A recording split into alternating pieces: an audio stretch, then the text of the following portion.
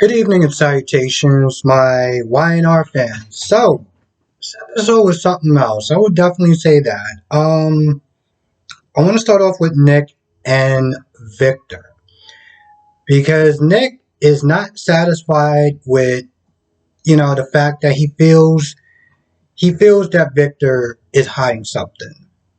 Stuff is not adding up. Okay, he checked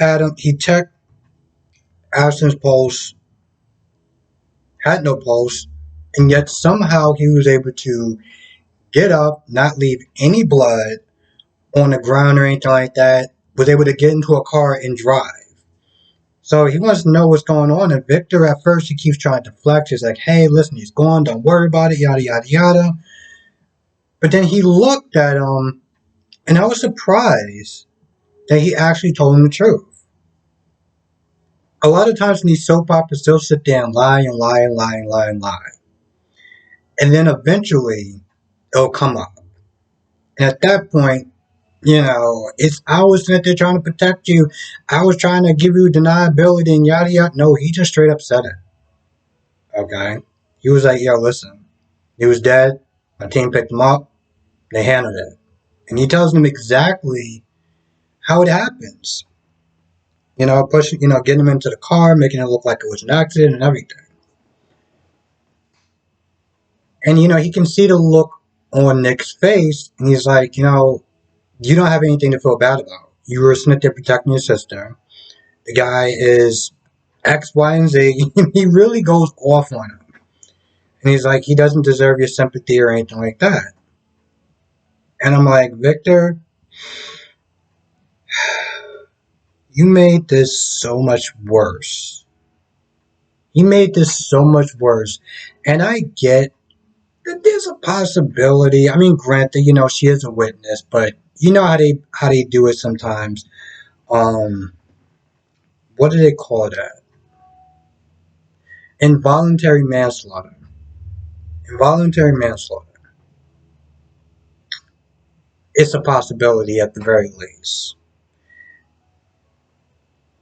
I don't think it would have came to that personally. And I think that what Victor did just made things worse. It made things worse because now it looks like his family covered it up for him.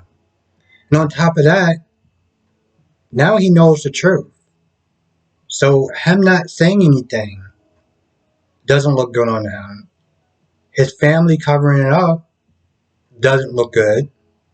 And it's all because Victor felt the need to take control of the situation when it was already handled. I haven't been watching the show that long. But, even when he's talking to Victoria or Nick or whoever, he's always like, I'll take care of it. I'll handle it. I don't know. I mean, he said that he had a really crappy childhood. So I can only imagine, after he got his wealth and everything like that and really made himself a man of power, how much that played into it. Taking control of the situation, handling things because of his upbringing. But he just made the situation a lot worse. And you got Kevin and you got Chance that they're talking about. I guess Kevin got some sort of tip or whatever about not a dash cam, but some camera at a gas station. So they're gonna be sitting there taking their look at it because Chance is like, how did he get from point A to him being on the floor to him getting up and getting to the ravine or whatever. There was a lot of back and forth. I wouldn't sit there and say banter, but it was a lot of seems to be a history between Kevin and Adam. And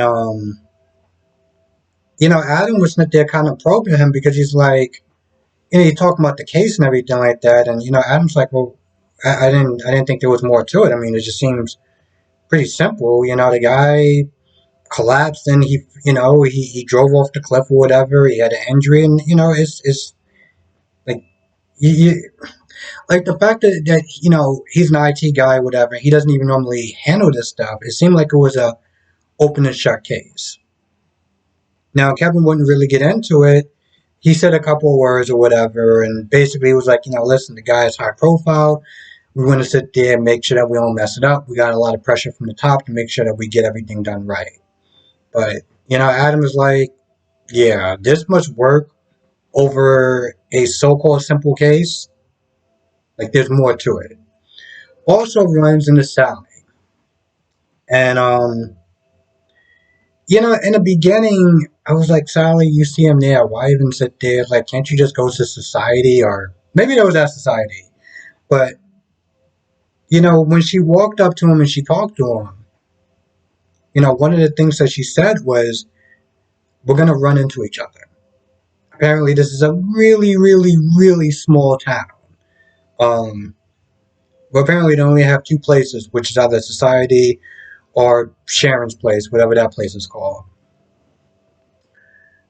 But they get into it for a little bit, and Sally's like, listen, I'm taking the job. I'm not going to sit there and turn it down just because of you. And she kind of gives him this. I don't want to sit there and say this attitude, but more like, I'm not going to sit there and lose my self respect over a man, any man. And I'm just like, I kind of was like,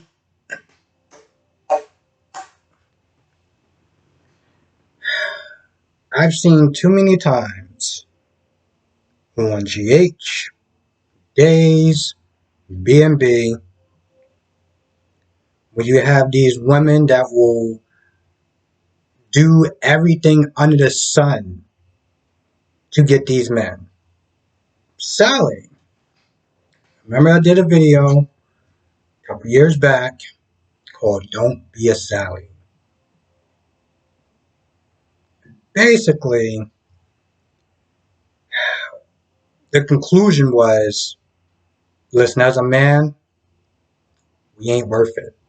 Okay? we're not worth it. Our joystick isn't worth it. It's just not worth it. It's not worth your integrity. And so I'm glad that she actually got to a point, especially since she kidnapped Flo just to be with Wyatt, that she got to a point where she's like, I'm not going to sit there and let a man dictate my life and my emotions.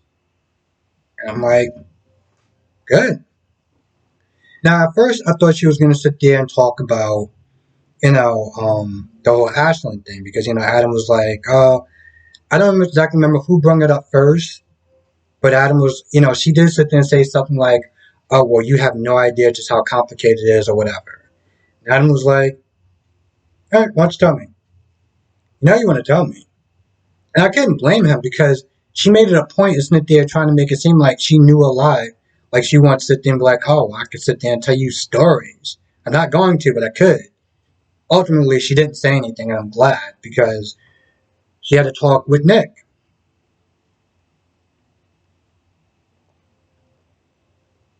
And Nick was more just concerned with how she ran the story.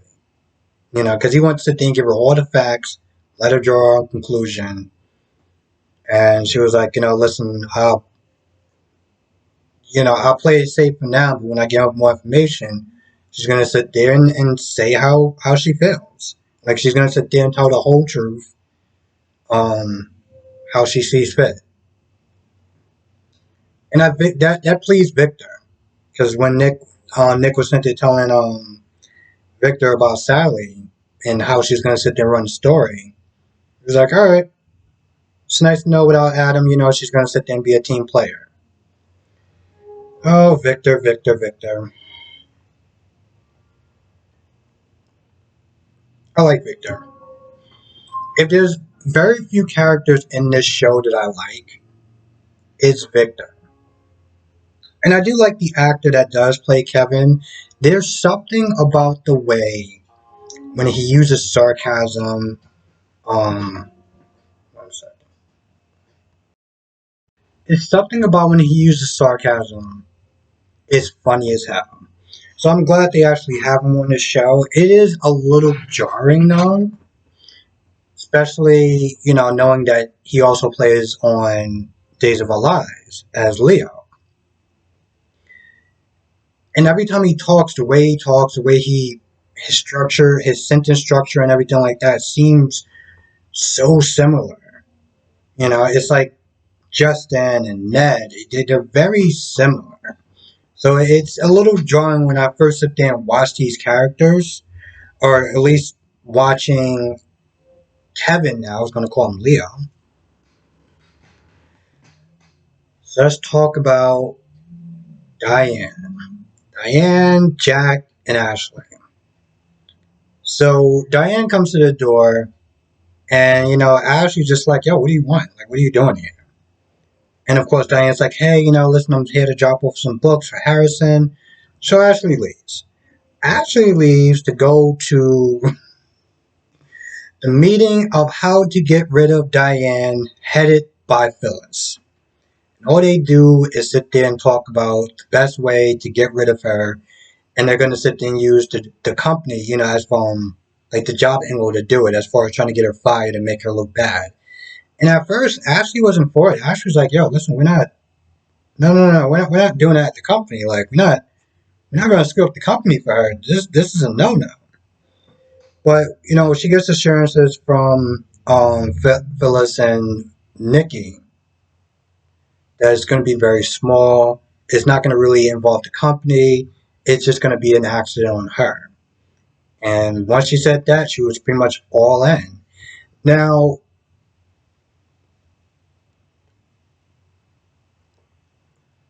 I look at this whole thing and I'm like,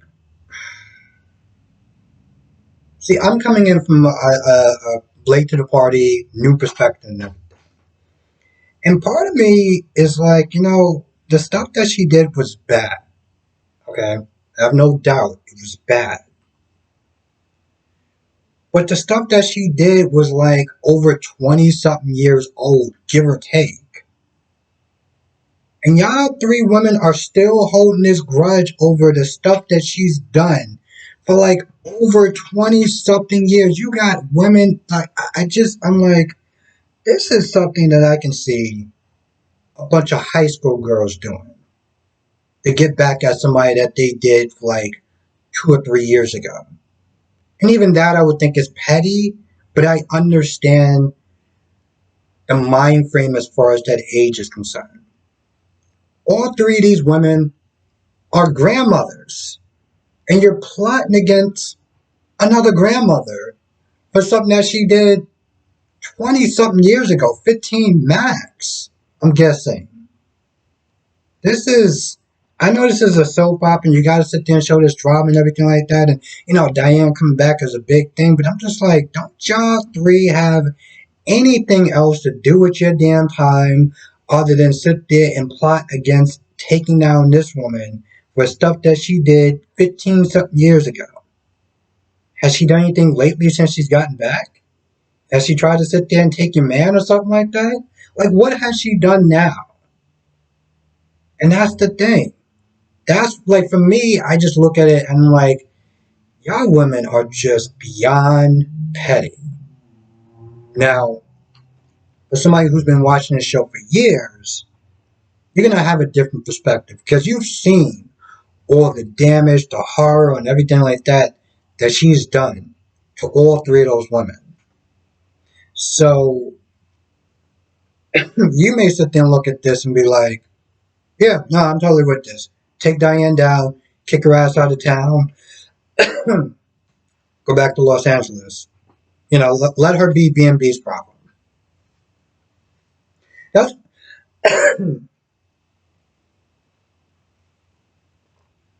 that's the one smart decision that I can think of that they made when they had Sally move from B&B to Y&R.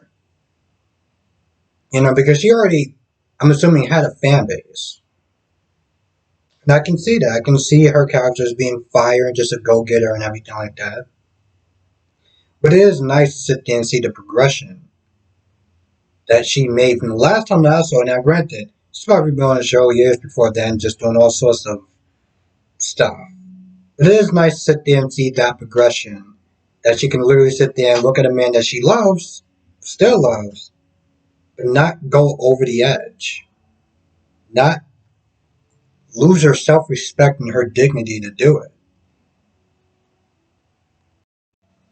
So while they're doing that, the thing is, it's hard for me to sit there and tell what Diane's motives are. Like, she came over there with some books for, grieving or whatever for a child. Jack was like, that's very thoughtful of you. It really means a lot.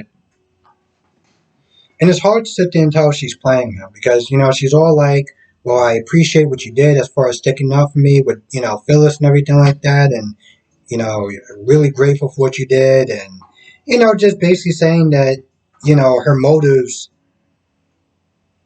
she's glad that Jack is not looking at her, even with a motive like just coming over there, getting grief books for Harrison, like as some sort of way to worm into his life or whatever, just because she's being a very thoughtful and caring grandmother.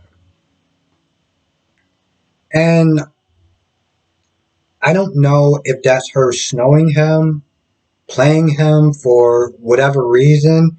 I don't understand what her end game would be, other than to maybe be with Jack. But I guess that's what happens when you come super late to the party. But to be fair, she hasn't actually done anything since then. The only thing that she did was the whole thing with Allie and trying to use Allie as a gesture to kind of break the news to Cal that she's back alive. That's it. She hasn't done anything since then. And at the very least, they discovered a granddaughter, a niece, a cousin, or whatever she is to some of these other people. So you gotta sit there and wonder, was that even so bad? That's what just makes this, for me, that's what just makes this whole trio, of them plotting to sit there and get rid of her and get her out of town and everything like that. It's like, what are you doing? Like, you women are literally juggernauts in your field, powerhouses in your own field. And you're reducing them down to a bunch of schoolgirls that want to get back at some other girl for things that she did like 15 years ago. You're reducing them down to mean girls. This is what we're doing.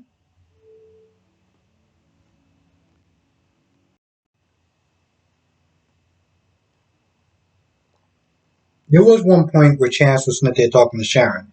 I almost forgot about her, which is odd because every time I sit there and think about Sharon, I think coffee house.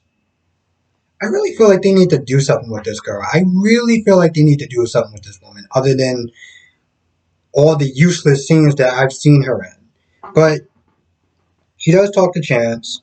They talk about Ashlyn, and then she brings up Nick. And then when Chance starts talking about Nick and everything, like, oh, what you talk about? It seemed very obvious that it just came across as an interrogation. And so Sharon kind of shortened the conversation, like, oh, look at that. I got so much stuff to do in the back that I just got to really get to. So I'm just going to awkwardly walk away from this conversation and act like I wasn't kind of offended that this turned into an interrogation. And then she walked out. And I would have felt bad for forgetting her because, I always like to try to do a good job with these reviews, be as thorough as possible. But she was such a forgettable character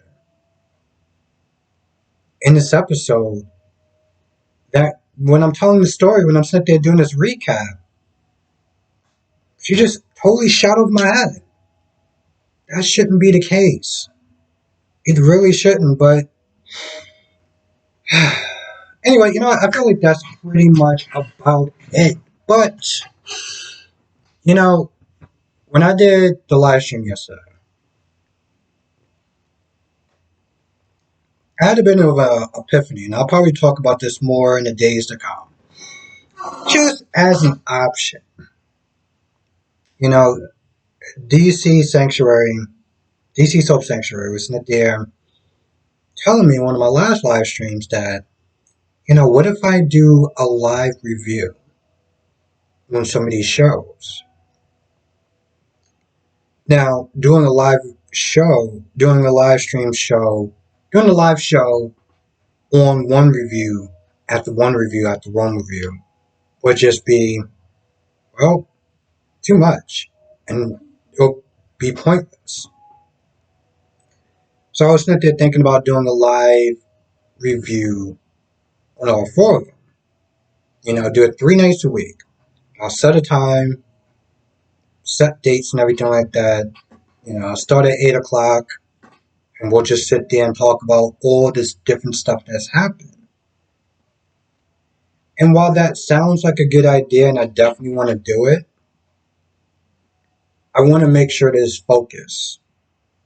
I do have a lot of people that did subscribe to my channel because of the soap opera reviews. But I have a lot of people that subscribe to my channels for other different reasons. And what I don't want to happen,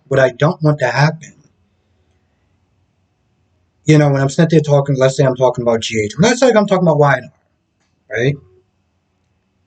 I don't want it to get off topic. Now, usually the bigger creators have like moderators for that type of stuff, to make sure that things are kind of a little more focused. And I think when I start to actually get a little more bigger and I can sit there and pay moderators and stuff like that, it's an idea as far as doing that, because that would be much simpler. Sit there and just talk about all the stuff. Um, and I think it'll be a really good time and interactions and stuff like that. It'll just be great. Hell, we can even sit there and do a wine party or whatever. But it's just an idea, something I was sitting there toying with. I was thinking about it when I woke up this morning because I had so much fun doing a live yesterday. But I still got to sit there and work out a lot of things, and I want to make sure that, you know, I want to make sure that I can always sit there and do it on schedule. That's one of my biggest things. So I'm also still kind of working on doing lives in general. There's a lot of things that a lot of other people do that I got to get used to doing, and tips and stuff like that. So I'm still learning, which is why I do my live shows starting Sunday, 6 o'clock, just to kind of get used to doing live. Because doing a video is one thing. Doing a video is one thing. I can sit there and do this video. I can not like a certain part. I can pretty much erase it. I can start over again. But when you're doing something live, it's pretty much one take. It's one take. So pressure's on.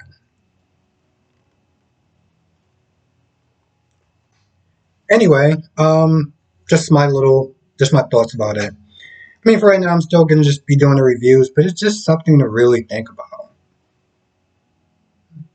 Anyway, with that being said, I'm gonna go. I want to thank you for watching. Be safe. Let me know what your thoughts are in the comment section below, and I will see everyone in the next video. And let me know what your thoughts are about doing live reviews 3 times a week. Be covering all of them, all 4 of them.